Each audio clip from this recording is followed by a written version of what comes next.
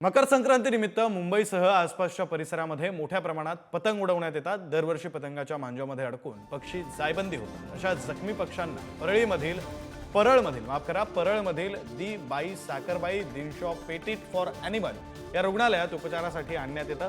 पक्षी जखमी होण्याचं प्रमाण लक्षात घेता रुग्णालयानं शहराच्या विविध भागांमध्ये विशेष रुग्णवाहिका पाठवल्यात। रुग्णालयानं राबवलेल्या या उपक्रमाअंतर्गत मांजामुळे जखमी झालेल्या कबुतरांवर उपचार करण्यात येत आहेत। याचा आढावा घेतलाय आमचे प्रतिनिधी धनंजय दळवी यांनी। देशभरात मकर संक्रांती निमित्त उत्साहाचं वातावरण पाहायला मिळतंय। मुंबईत सुद्धा उत्साह हा पाहायला मिळतो, पण अशातच या मकर संक्रांती निमित्त मोठ्या प्रमाणात आजच्या दिवशी पतंग ही उडवण्यात येते। मात्र याच पतंगीच्या मांजामुळे अनेक पक्षी प्राण्यांना इजा होते आणि याचसाठी मुंबईतील बैलगोडा रुग्णालय जे आहे त्यांच्याकडून एक विशेष अशी ॲम्ब्युलन्स ही तयार करण्यात आलेली आहे। रुग्णवाहिका आहे आणि ही रुग्णवाहिका अक्षरशः सजवण्यात आलेली आहे।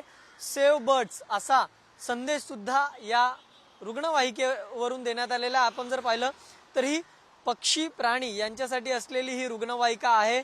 आपल्यासोबत डॉक्टर स्वतः आहेत, आपण त्यांना विचारू। डॉक्टर, काय सांगाल?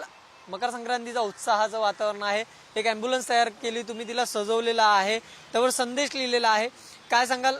कसा प्रतिसाद आहे आणि काय नेमकं कशी जनजागृती सुरू आहे? साधारणतः मकर संक्रांतीला मुंबईमध्ये सर्वात जास्त पतंग उडवली जाते, त्यामुळे मांजाने कबूतरची जखमा होतात किंवा त्यांना इजा पोचली जाते मांजांमुळे। त्यासाठी आम्ही कॅम्प लावलेला आहे। तिथे आम्हाला कुठे जखमी किंवा आजारी कबूतर दिसतील तर आपण त्यांना तिथे ट्रीटमेंट जागेवर देऊन टाकतो।